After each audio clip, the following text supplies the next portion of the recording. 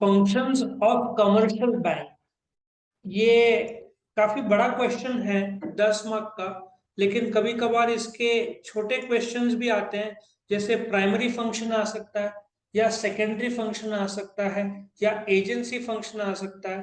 तो काफी questions cover up होते हैं। जैसे ही एग्जाम में क्वेश्चन आया, तुमसे एक्सपेक्टेड है कि तुम A B C D E form में इसको अटेम्प्ट करो। ए फॉर्म में क्या बोलोगे? डिराइवेशन। बैंक कौन से वर्ड से आया? फ्रेंच वर्ड बैंक को, मतलब मनी लेंडर्स टेबल, जहां पे जो जैसे बैंक है कर्जा देते हैं, तो वो टेबल से पैसा देते थे या डिस्कस करते थे, उससे वर्ड आया। Next is banking. बैंकिंग क्या है? एक ऐसा संस्था जो पैसों में डील करता है। वो लोगों से डिपॉजिट लेता है, डिपॉजिट का ब्याज देता है। For example 4%। ए से मैंने डिपॉजिट लिया, 4% दिया। बी को कर्जा दिया, 9% लिया। डिफरेंस बैंक का कमाई कितना हुआ? 5%। ये बैंक का मेन काम है, कोई भी बैंक का मेन काम है। बाकी डेबिट कार्ड, क्रेडिट कार्ड, ये दूसरे फंक्शंस में आएगा। बट बैंक का मेन बिजनेस ये है, इसके सपोर्टिंग दूसरे बिजनेसेस रहते हैं। करेक्ट। सो ये बैंकिंग का डेफिनेशन तुमको रट्टा मारना है। Examples of bank: state Bank of India, HDFC bank, के लिख देना। वैसे भी मीनिंग ऑफ बैंक का मैंने अलग से वीडियो बनाया है, जिसमें पूरा डिटेल्स मैंने दिया है। फंक्शंस ऑफ कमर्शियल बैंक, जैसे मैंने बताया था, प्राइमरी फंक्शन अलग से आ सकता है, सेकेंडरी फंक्शन आ सकता है, एजेंसी फंक्शन आ सकता है, जनरल फंक्शन आ सकता है। हम एक एक करके सारा देखेंगे। जो प्राइमरी फंक्शंस है उसमें यह है, और हम लोग अभी एक एक करके देखने वाले हैं primary functions. Now primary functions में बेसिक काम क्या है बैंक का? बैंक का धंधा कैसे शुरू होता है? लोगों से डिपॉजिट स्वीकारने का। For example, state Bank of India है, वो मिस्टर ए से डिपॉजिट लेगा। डिपॉजिट के मेन 4 प्रकार है। एक होता है डिमांड डिपॉजिट, जो कभी भी वो चाहे विड्रॉ कर सकता है। उसमें 2 प्रकार कौन से? सेविंग डिपॉजिट और करंट डिपॉजिट। क्या तुमने सेविंग्स अकाउंट सुना है, या तुम्हारा खुद का होगा? जो आदमी ने सपोजिटली 100 रुपए जमा किया सेविंग डिपॉजिट में, वो कौन से अकाउंट में जाता है? सेविंग्स अकाउंट में जाता है।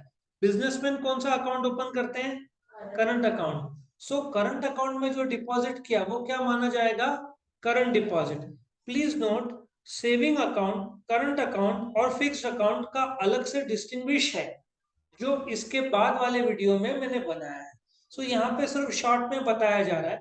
सेविंग्स डिपॉजिट वो डिपॉजिट है जो सेविंग अकाउंट में किया जाता है। सेविंग अकाउंट मिडिलमैन या जॉब वाले लोग, या जिनको सेविंग्स करना है, वहां पे अकाउंट ओपन करते हैं। कोई भी बैंक में तुम ओपन कर सकते हो। उसके बाद करंट डिपॉजिट, बैंकर्स को बैंक के ट्रांजेक्शन बहुत सारे रहते हैं। सेविंग्स बैंक में रिस्ट्रिक्शन रहते हैं। जैसे तुमने एटीएम के 5 ट्रांजेक्शन किए, उसके बाद 6वें ट्रांजेक्शन में चार्ज लगता है। या दूसरा एटीएम हो, एसबीआई है, पर तुम एचडीएफसी बैंक में जाते हो एटीएम से कैश विड्रॉ करने, तो 3 तक अलाउड है। और डिपॉजिट और विड्रॉल्स में लिमिट आ जाती है सेविंग्स अकाउंट में। करंट अकाउंट में कोई भी लिमिट नहीं आता। ठीक है। ये डिमांड इसलिए बोला है, तुम जब चाहो विड्रॉ कर सकते हो, जबकि सेविंग्स में लिमिटेशन होता है विड्रॉल और डिपॉजिट का। करंट अकाउंट में कोई भी नहीं। ठीक है। ये बिजनेस के लिए लिया जाता है। Now time deposit. Time deposit normally economics का वर्ड में ज्यादा यूज होता है। टाइम डिपॉजिट मतलब वक्त का डिपॉजिट। उसमें 2 प्रकार कौन से? रिकरिंग और एफडी, तुमने सुना होगा।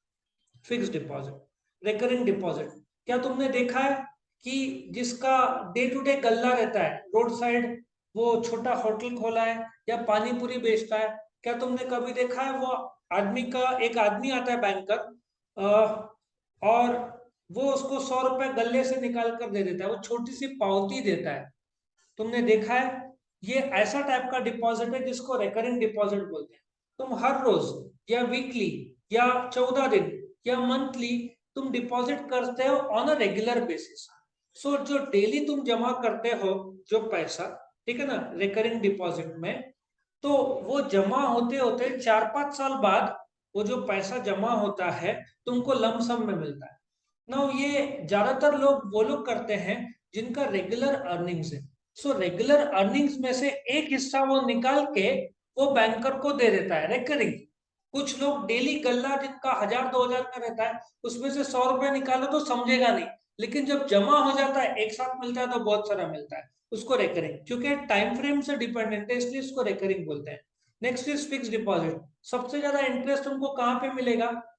फिक्स डिपॉजिट करीबन 5-5.5% के आसपास मिलता है। तुम मे बी 14 दिन, 28 दिन, 1 महीना, 6 महीना, साल, 2 साल, 5 साल तक के लिए रख सकते हो एफडी में। सीनियर सिटीजन को नॉर्मली आधा से 1% ज्यादा मिलता है। आया समझ में? सो प्राइमरी फंक्शन बैंक का क्या है? डिपॉजिट लेना। कौन से 4 प्रकार का है? सेविंग्स, करंट, रेकरिंग और फिक्स। अच्छा, डिपॉजिट के बिना बैंक कर्जा दे ही नहीं पाएगा। बैंक को कर्जे के लिए डिपॉजिट तो चाहिए ना पैसा, तो पहले डिपॉजिट का पैसा आएगा। उस डिपॉजिट जो सपोजिटली 1 करोड़ रुपया डिपॉजिट आया, उस करोड़ रुपए में से कुछ हिस्सा किसको जाएगा? कर्जा देने के लिए जाएगा। नाउ ये जो लेंडिंग और इन्वेस्टिंग बोला है, डिपॉजिट का मेजर हिस्सा क्या होता है? कर्जा देने में चला जाता है। सो शॉर्ट टर्म लोन्स 4 प्रकार के होते हैं। ओवरड्राफ्ट, इसको बैंक ओडी भी बोलते हैं। ओवरड्राफ्ट, पहली बात तो तुम्हारा करंट अकाउंट होना जरूरी है। फॉर एग्जाम्पल, तुम्हारा एक स्टेट बैंक ऑफ इंडिया में अकाउंट है और करंट अकाउंट है, नॉट सेविंग्स। सेविंग्स में ओवरड्राफ्ट नहीं मिलता है, सिर्फ करंट अकाउंट में मिलता है। तुम्हारा बैलेंस हो गया है 0, तुमने सामने वाले को 50,000 का चेक दिया तो चेक बाउंस हो जाना चाहिए नॉर्मली, पर करंट अकाउंट में बाउंस नहीं होगा। स्टेट बैंक ऑफ इंडिया ने तुमको एक लिमिट दिया रहेगा से 5 लाख का, तो तुमने सामने वाले को 50,000 का चेक दिया तो तुम्हारा करंट अकाउंट का बैलेंस कितना हो जाएगा? -50,000, मतलब ये कर्जा हो गया। So bank overdraft is a short term loan. अच्छा, एक पार्टी ने तुमको 20,000 का चेक दिया, तुमने जमा किया, -50 था, अभी 20,000 का जमा किया तो लोन कितना बचेगा? -30। तो जितना इंटरेस्ट है, जो at the end of the day जो बैलेंस माइनस में है उस पर इंटरेस्ट लगता है, 10, 10.5, 11% के आसपास पकड़ लो। सो बैंक ओवरड्राफ्ट के लिए करंट अकाउंट होना जरूरी है। एक लिमिट दिया जाता है 5 लाख का, उसमें से तुमने जितना बैलेंस माइनस है उस पर ही इंटरेस्ट लगेगा, पूरा का पूरा 5 लाख पे नहीं लगेगा। हाँ, तुमको कुछ गिरवी रखना पड़ेगा, नॉर्मली कोलेटरल सिक्योरिटी जो गिरवी रखना पड़ता है, और स्टॉक नॉर्मली लोग गिरवी रखते हैं। अच्छा, इसको ओवरड्राफ्ट बोलते हैं। एक अपर सैंक्शन लिमिट रहता है, उसके बाद कैश क्रेडिट, शॉर्ट में इसको सीसी बोलते हैं। सीसी के लिए तुम्हारा करंट अकाउंट होना जरूरी नहीं है, तुम नॉर्मल बैंक में भी कर्जा शॉर्ट टर्म के लिए ले सकते हो। अगेन, तुम्हारा सैंक्शन लिमिट 5 लाख है, पर तुमने 2 लाख का सामने वाले को पेमेंट दिया तो तुम्हारा बैलेंस कितना हो जाएगा? -2 लाख। तुम ये बढ़ाते बढ़ाते 5 लाख तक लेके जा सकते हो। अब सवाल ये है कि लिमिट बैंक कैसे देता है? तुम्हारा बैंकिंग हैबिट देख के, तुम्हारा profit and loss account, balance sheet देख के हर एक का लिमिट। महिंद्रा एंड महिंद्रा इन सबका तो करोड़ों में होगा, कुछ लोग का लाखों में रहता है, कुछ लोग का हजारों में रहता है। ठीक है ना? तो ये कैश क्रेडिट हो। तीसरा, कैश लोन। सबसे बड़ा फर्क ओवरड्राफ्ट सीसी और कैश लोन में, कैश लोन में 5 लाख बोला है उन लोगों ने, तो 5 लाख तुमको तुरंत पूरा पैसा दे देते हैं, तुम्हारे खाते में 5 लाख का शॉर्ट टर्म कर्जा आ जाएगा। तुम भले ही 50,000 सामने वाले को दो, लेकिन इंटरेस्ट 5 लाख में शुरू हो जाएगा, क्योंकि कैश लोन में पूरा लोन का रकम तुम्हारे खाते में एक साथ ट्रांसफर हुआ है। बैंक ओवरड्राफ्ट और कैश क्रेडिट में सैंक्शनड 5 लाख है, पर तुमने निकाला 2 लाख है, तो 2 लाख पे इंटरेस्ट लगेगा। 3 लाख तुमने इस्तेमाल नहीं किया है तो 2 लाख पे इंटरेस्ट लगेगा। कैश लोन 5 लाख है तो पूरे 5 लाख में इंटरेस्ट लागू होगा। इसलिए तुम कैश लोन लेना चाहते हो तो जितना जरूरत है उतना लो। तुमको 2 लाख की जरूरत है तो 5 लाख मत उठाओ, क्योंकि 5 लाख, 3 लाख ऐसे ही बैंक में पड़ा रहेगा बट इंटरेस्ट चालू होगा। करंट अकाउंट में रेट ऑफ इंटरेस्ट वैसे भी 0 रहता है, लेकिन तुमने जो कर्जा लिया है उस पर 10, 10.5% भले ही बैंक में पड़ा है, लोन चालू हो जाएगा। करेक्ट? तो ये कैश लोन इसको बोलते हैं। Coming to discounting of bill, इसको मैं एक ग्राफ के साथ एक्सप्लेन करूंगा। तो डिस्काउंटिंग ऑफ बिल क्या होता है, ये अकाउंट्स में है, मैं तुमको बताता हूँ। नाउ सबसे पहले बिल ऑफ एक्सचेंज में डिस्काउंटिंग ऑफ बिल बता रहा हूँ। एक सेलर है, एक बायर है, ठीक है? नाउ सेलर गुड्स या तो कैश में बेचेगा 8,000 का, एक एग्जांपल ले रहा हूं मैं, या हो सकता है उधारी में बेचेगा, बराबर है? एक तो कैश में, एक उधारी में। अभी सपोजिटली सेलर सलमान खान है, बायर आमिर खान है, ऐसे दो पार्टीज है। सलमान खान ने शर्ट बेचा या टी शर्ट बेचा आमिर खान को, तो इसमें डिस्काउंटिंग ऑफ बिल क्या होगा, लेट अस अंडरस्टैंड।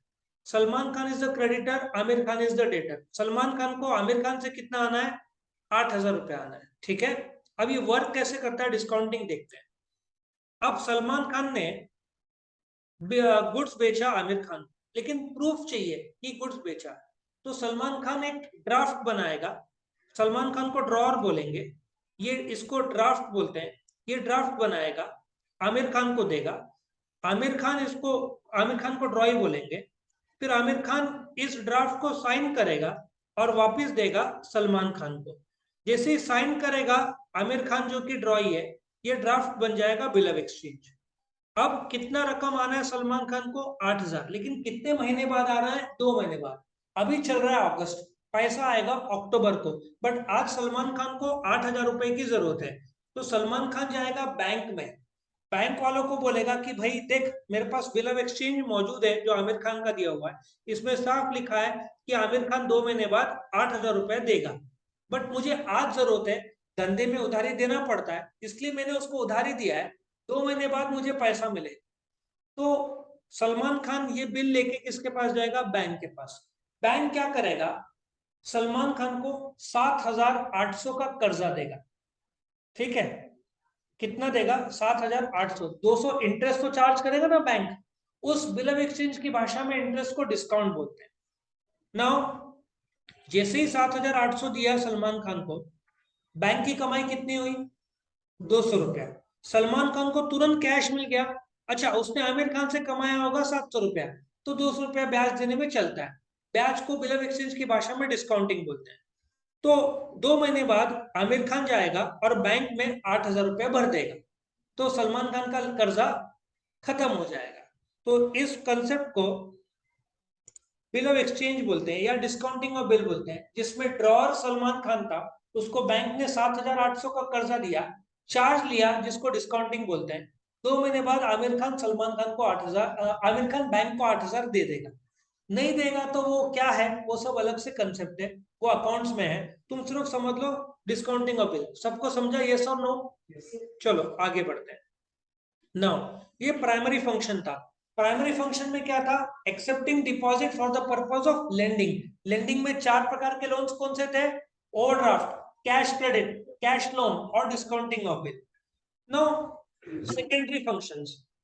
अभी एक कस्टमर जब बैंक में अकाउंट ओपन करता है, डिपॉजिट करता है, उसको बहुत सारे फंक्शन चाहिए रहते हैं, एडिशनल फंक्शन चाहिए रहते हैं। इस एडिशनल फंक्शंस को सेकेंडरी फंक्शंस बोलते हैं।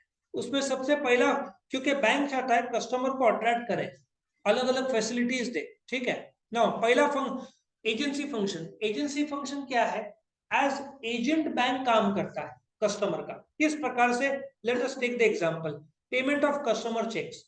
नाउ सपोजिटली तुमने अपने कॉलेज को चेक दिया 50,000 रुपए, तुम्हारा अकाउंट है HDFC में, तुम्हारा कॉलेज है से विजडम है, तो कौन पेमेंट करेगा विजडम हाई को, HDFC बैंक का। So payment of customer cheques, यदि तुमने कभी ना कभी जिंदगी में चेक दिया होगा और सामने वाले को मिल गया होगा, ये सामने वाले को कैसे मिला होगा, तुम्हारा अकाउंट HDFC में, सामने वाले का अकाउंट SBI में। सेम सलमान खान ले लो ना, सलमान खान का अकाउंट HDFC में, आमिर खान का अकाउंट SBI में। जब सलमान खान ने फॉर एग्जांपल आमिर खान को 8,000 का चेक दिया, तो सलमान खान का बैंक HDFC आमिर खान के बैंक SBI को ट्रांसफर करेगा ये। सो पेमेंट हुआ ना। दूसरा कलेक्शन, तुमको कभी ना कभी तो चेक मिला होगा, कलेक्शन ऑफ चेक। सो जो चेक मिला होगा वो तो आएगा ही ना।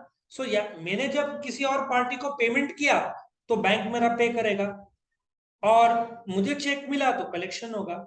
Execution of standing order, technically इसको SI बोलते हैं, स्टैंडिंग इंस्ट्रक्शन। क्या होता है कि तुम्हारा इलेक्ट्रिसिटी बिल, तुम्हारा घर पट्टी का बिल, नल पट्टी का बिल, क्रेडिट कार्ड का बिल, LIC का बिल, ऐसे बहुत सारे ट्रांजेक्शन रहते हैं। तो तुमने बैंक को इन्फॉर्म किया कि इस तारीख को पे कर दो, तो जैसे ही बिल आएगा बैंक पे कर देता है और तुमको SMS ईमेल आ जाता है। तो स्टैंडिंग इंस्ट्रक्शंस में या स्टैंडिंग ऑर्डर में तुम्हारे पास टाइम नहीं है, तो तुमने डेटा फीड कर दिया, तुम्हारा LIC प्रीमियम का जो नंबर है और रकम फीड कर दिया। जैसे ही बिल आएगा बैंक एग्जीक्यूट कर देगा। तुमको सिर्फ बताना है ड्यू डेट के दिन क्या ड्यू डेट के पहले। तुम्हारा क्रेडिट कार्ड का तारीख 30 तारीख है, तो तुमको बैंक को बताना है कि तुम्हारा 1000 रुपए का बिल आया, तो 30 तारीख को पे कर दे या 28 तारीख को। तुमको डेट फीड करना रहता है, ड्यू डेट के दिन या उसके पहले।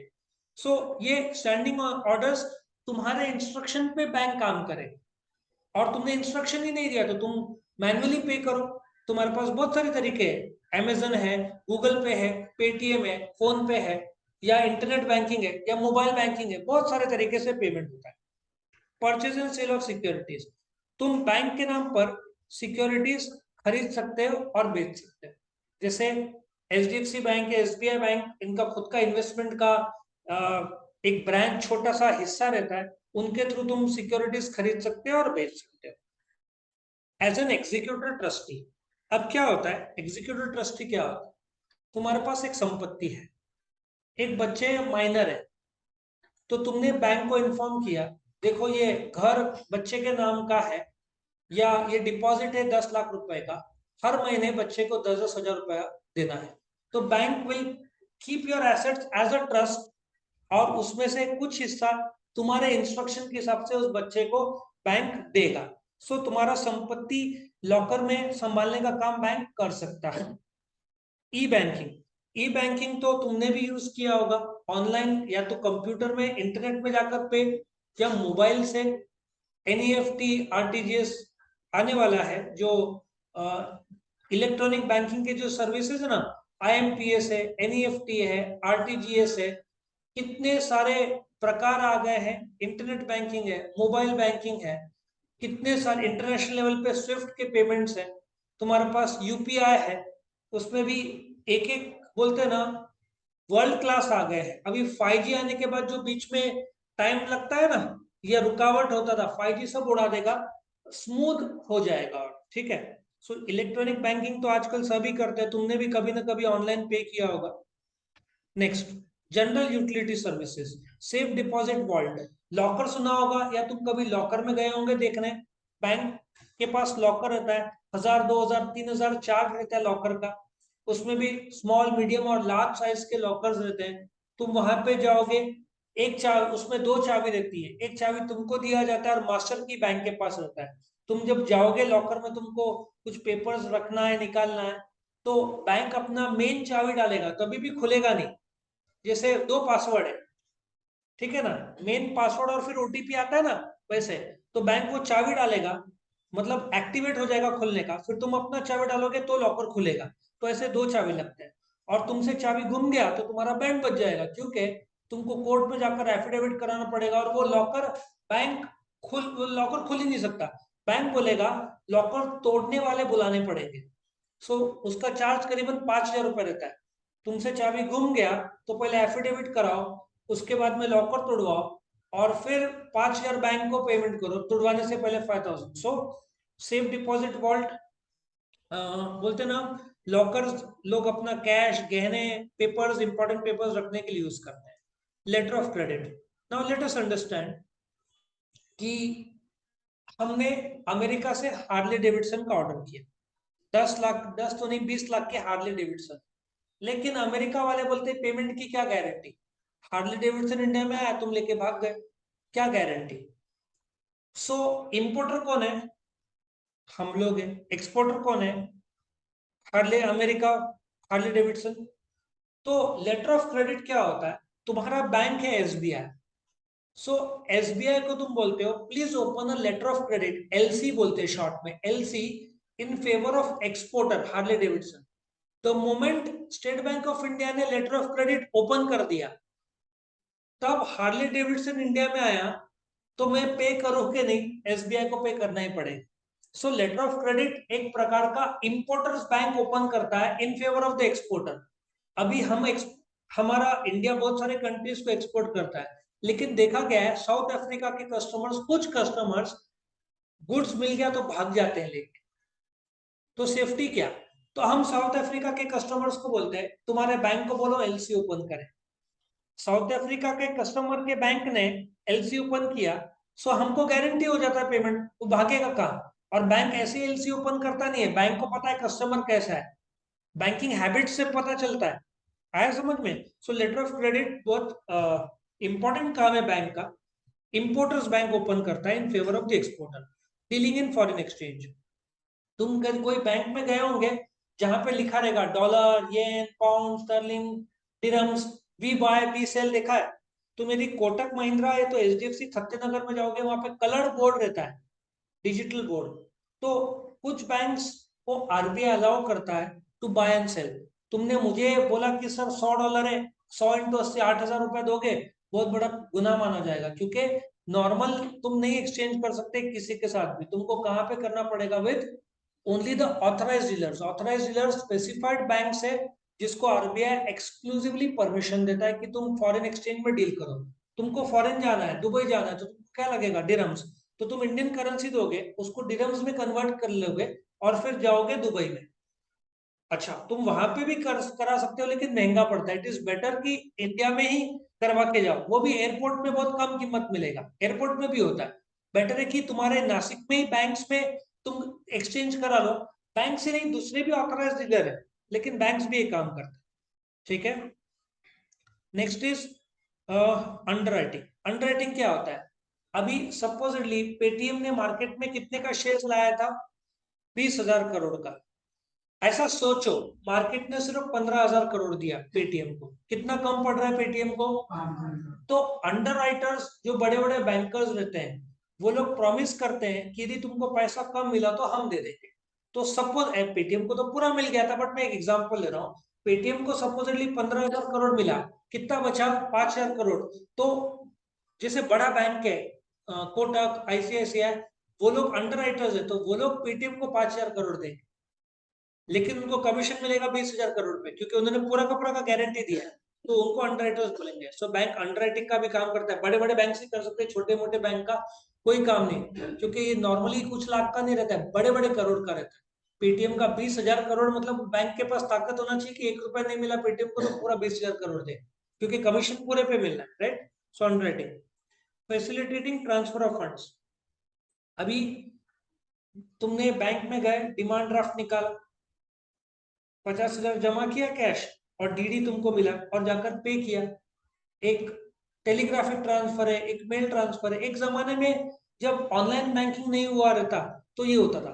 फॉर एग्जाम्पल, औरंगाबाद में एक स्टेट बैंक ऑफ इंडिया है, नासिक में स्टेट बैंक ऑफ इंडिया है। सपोजिटली वासन टोयोटा औरंगाबाद में भी है, वासन टोयोटा नासिक में भी है। मैं बात कर रहा हूँ 15-20 साल पहले की। अभी औरंगाबाद टोयोटा को एक इनोवा का 25 लाख मिला, ठीक है। यदि औरंगाबाद के टोयोटा ने नासिक के खाते में, जो कि हेड ऑफिस है वासद का, वहां पे ट्रांसफर करना है तो 1 से 2 दिन लगता है। लेकिन लोन लिया होगा तो 1-2 दिन का इंटरेस्ट वेस्ट हो जाएगा ना ट्रांसफर करने के लिए। तो टेलीग्राफिक ट्रांसफर ऐसा था, वो लोग सवेरे जाकर बैंक में, वो लोग टीटी करना है, तो सवेरे 10 बजे करो तो 12-1 बजे तक इस खाते में आ जाता था। तो 1-2 दिन का इंटरेस्ट बचता था, क्योंकि तुरंत आ गया नासिक में। लेकिन वो जमाना कब का था? जब आरटीजीएस एनईएफटी नहीं था। अभी टीटी कोई यूज नहीं करता है। क्यों? एनईएफटी, आरटीजीएस, आईएमपीएस आ गया ना। अब ये सब कंसेप्ट में इलेक्ट्रॉनिक बैंकिंग के टाइम में बताऊंगा। सो ट्रांसफर ऑफ फंड्स, एक अकाउंट से दूसरे अकाउंट में ऑनलाइन ट्रांसफर करने का भी बैंक काम करता है। Status report. स्टेटस रिपोर्ट होता क्या है? Let us understand. अभी तुमको एक जन ने बोला उधारी में मेरे को 5 लाख रुपए का गुड्स दे, ठीक है। सपोजिटली कस्टमर है, मिस्टर है, वो तुमसे गुड्स मांग रहा है। अब तुमको तुमको 5 लाख रुपया मिलेगा कि नहीं, उसका गारंटी नहीं है, ठीक है। तो उसके बैंक को तुम एक लेटर लिखते हो। एक्चुअली वो कॉन्फिडेंशियल और सीक्रेट होता है। अब उसका बैंक है आईसीआईसीआई, मिस्टर ए का। तुम आईसीआईसीआई बैंक को लेटर लिखते हो कि ए का बैंकिंग कैसा है, क्योंकि जो चेक बाउंस करता है तो बैंक सीधा बोल देगा नहीं, ये बैंकिंग बराबर नहीं है इसका। फिर तुम उसको उधारी में दोगे नहीं, क्योंकि उसका आदत सही नहीं होगा ना, या डीलिंग सही नहीं है।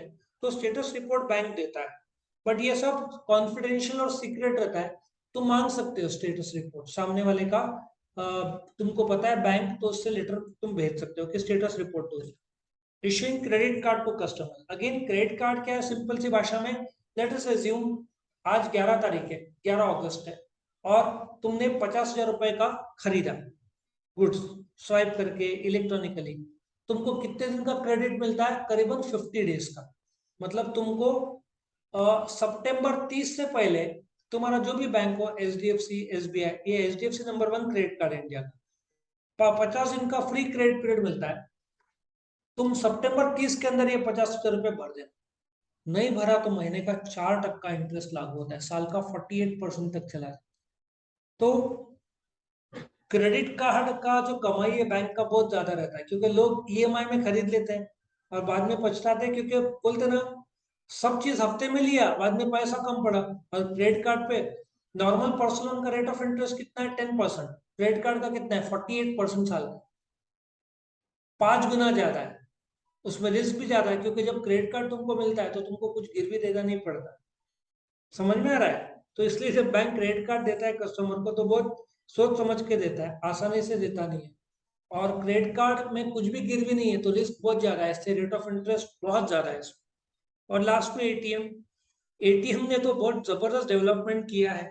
एटीएम एक ऐसी जगह है जहां पे तुम कैश विड्रॉ कर सकते हो, डिपॉजिट कर सकते हो। एटीएम को जहां पे कैश डिपॉजिट करते हो उस मशीन को क्या बोलते हैं? अभी CDM, कैश डिपॉजिट मशीन। आजकल उसमें पासबुक प्रिंटिंग मशीन भी अलग से आ गए, एटीएम भी आ गया, CDM भी आ गया। अच्छा, एटीएम में तुम चेकबुक ऑर्डर कर सकते हो, कैश जमा कर सकते हो, कैश विड्रॉ कर सकते हो, फंड ट्रांसफर कर सकते हो, फंड बैलेंस जान सकते हो, 50 काम तुम कर सकते हो एटीएम की मदद से।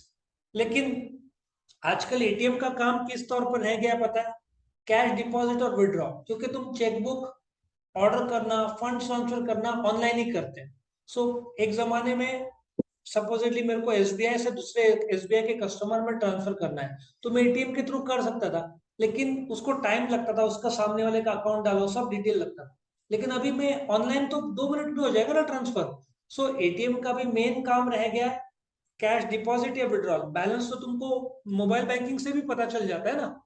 तो इसका एटीएम का रेलेवेंस मोस्टली कैश डिपॉजिट और कैश विड्रॉल के लिए ही रह गया। सबको समझ में आए ये पॉइंट्स? अब ये सारे लर्न करने के लिए मैंने इसका एक स्टोरी बनाया। ये तुम्हारा सेकेंडरी फंक्शन था, इसके एक एक करके। अब ये जो है प्राइमरी फंक्शन, हर एक का मैंने एक एक स्टोरी बनाया, टोटल 4 मैंने स्टोरीज बनाए। तो let us understand the stories for each of this primary function. अभी let us take an example. एक आदमी है, let us take the example of Chunky Pandey.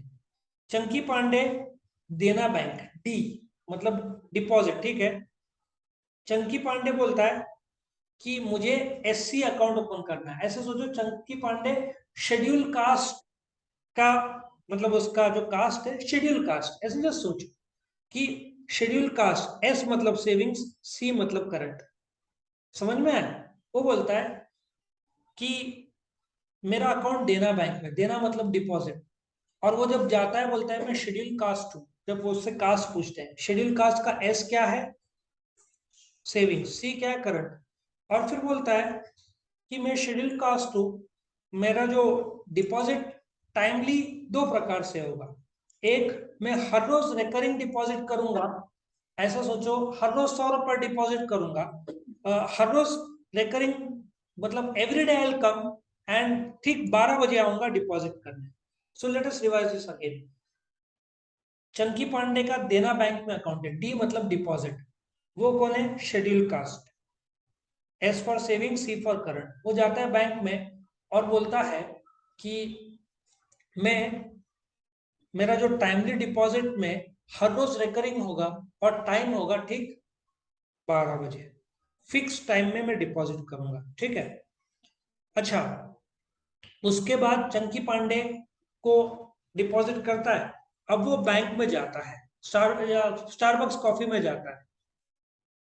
उसको कॉफी पीने की आदत रहती है, ओवर कॉफी पीने की आदत रहती है, ओवरड्राफ्ट। जैसे वो स्टारबक्स में जाता है, स्टारबक्स वाला बोलता है सर आप पेमेंट कैश में करेंगे क्या क्रेडिट कार्ड से करें? अब स्टारबक्स के कॉफी सस्ते नहीं आते भाई, 250 से शुरू होते हैं, और मैंने सुना है 1200 रुपए तक के कॉफी है। ठीक है, 250 तो 150 200 तो कम से कम स्टार्ट होना चाहिए। सो सामने वाला बोलता है 500 रुपए का कॉफी, ठीक है। तो अभी चंकी पांडे बोलता है कि कैश क्रेडिट का जाने दो, क्या आप मुझे कैश लोन दोगे कॉफी के लिए, 500 रुपए का लोन दोगे? तो स्टारबक्स वाला बोलता है लोन तो नहीं, हम आपको चलो डिस्काउंट दे देते हैं, 500 रुपए में 20% या 40% ऑफ कर देते हैं। समझ में आया? अब चंकी पांडे कहाँ गया? स्टारबक्स में। उसको ओवर कॉफी पीने की आदत है, ओवरड्राफ्ट। जैसे वो गया, कैशियर ने उसको बोला, उसने मार्केटिंग का वो कार्ड दिखाया और बोला आप कैश से पे करेंगे क्रेडिट कार्ड से पे करेंगे? तो देखता है 500 रुपए की कॉफी, तो बोलता है क्या कैश लोन मिल सकता है कॉफी के लिए? बोलता है कैश लोन तो हम नहीं देते, चलो आपको डिस्काउंट दे देते हैं 40%। पॉइंट नंबर 4 है। समझ में आया इतना? अभी नेक्स्ट एजेंसी फंक्शन। अभी let us understand state Bank of India. अभी एज एजेंट जो सेकेंडरी फंक्शन में, एज एजेंसी फंक्शन में, अभी ऐसा सोचो एसबीआई का जो गेट है उसके बाहर नवजोत सिंह सिद्धू एज एजेंट खड़ा हुआ है। उतने में, ठीक है, चंकी पांडे जाता है एसबीआई का कस्टमर का चेक पेमेंट करने। ऐसा इमेजिन करो, बैंक है एसबीआई, उसके बाद सिद्धू खड़ा हुआ है एज एजेंट, चंकी पांडे एक चेक लेके जाता है पेमेंट करने के लिए। हुआ पॉइंट नंबर 1। कलेक्ट कौन करता है चेक? सिद्धू कलेक्ट करता है। उसके बाद सिद्धू बटन दबाता है, एग्जीक्यूट करता है एक बटन, जिससे जो दरवाजा है एसबीआई का वो खुलता है। दरवाजे के लेफ्ट साइड में परचेज है, राइट साइड में सेल, बराबर है? वापिस से एक बार, एक स्टेट बैंक ऑफ इंडिया है, उसके बाद सिद्धू खड़ा हुआ है एज एजेंट, चंकी पांडे जाता है चेक का पेमेंट करने के लिए। पॉइंट नंबर 1 हुआ payment of customer cheque. Receive collect कौन करता है? नवजोत सिंह सिद्धू। फिर वो बटन दबाता है, स्टैंडिंग इंस्ट्रक्शन बटन दबाता है, ठीक है, एग्जीक्यूशन ऑफ स्टैंडिंग ऑर्डर्स, खड़े रहते हुए ही वो बटन दबाता है। उतने में एसबीआई का दरवाजा खुलता है, कांच का दरवाजा रहता है, लेफ्ट साइड परचेज और राइट साइड सेल। फिर परचेज के साइड पीछे ट्रस्टी खड़े रहते हैं, ऐसा सोचो, परचेज के साइड पीछे ट्रस्टी खड़े हुए रहते हैं, और सेल के दरवाजे के कांच के साइड अंदर इलेक्ट्रॉनिक बैंकिंग होता है। याद रखना भी आसान है। कनेक्ट हो रहा है? पहला, चंकी पांडे जाता है टू पे कस्टमर चेक, कलेक्शन कौन करता है? सिद्धू करता है। फिर वो स्टैंडिंग रहते हुए बटन प्रेस करता है, कांच का दरवाजा खुलता है, left side purchase right side sale, purchase sale हो गया ना। परचेज के पीछे ट्रस्टी खड़े रहते हैं, सेल के पीछे इलेक्ट्रॉनिक बैंकिंग होता है, correct? Now let us come to general function. ये तो बहुत तुमको आसान लगेगा। जनरल फंक्शन का जो स्टोरी ऐसा है, अभी चंकी पांडे का एक लॉकर रहता है, ऐसे सोचो स्टेट बैंक ऑफ इंडिया में। वो जाता है सेफ डिपॉजिट वॉल्ट, लॉकर को क्या बोलते हैं? सेफ डिपॉजिट वॉल्ट में। जैसे ही वो लॉकर खोलता है तो उस लॉकर में से मनमोहन सिंह निकलता है। ऐसा सोचो ना, इमेजिन करने में क्या जाता है, वो लॉकर में जाता है, लॉकर खोलता है, उसमें से मनमोहन सिंह निकलता है। मनमोहन सिंह उसको लेटर ऑफ क्रेडिट देते हैं, बोलते हैं तुझे फॉरेन एक्सचेंज में कर्जा चाहिए था ना। पहला पॉइंट क्या है, चंकी पांडे कहाँ जा रहा है? सेफ डिपॉजिट वॉल्ट में।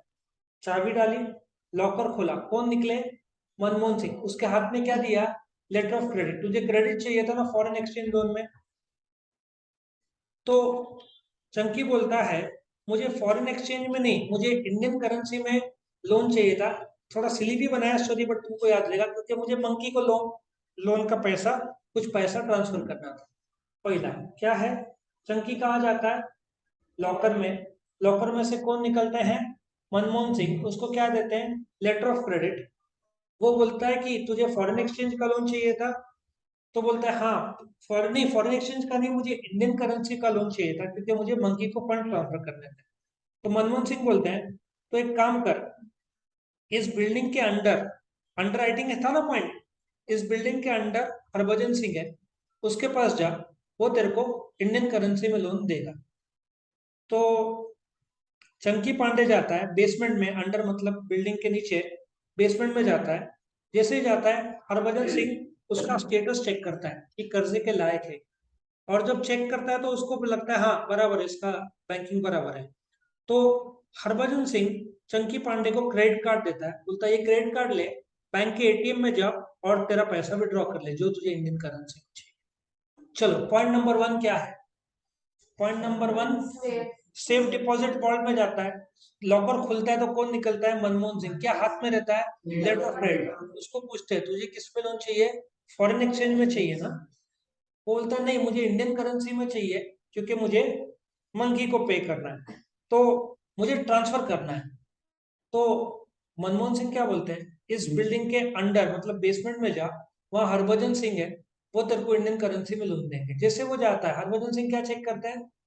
उसका स्टेटस, स्टेटस बराबर है, तो उसको बोलते हैं क्रेडिट कार्ड ले, एटीएम में जा और कैश विड्रॉ कर, जो लोन के रूप में। तो इस प्रकार से ये स्टोरीज तुम्हारा चारों के मिले है। एक्सेप्टिंग डिपॉजिट क्या था?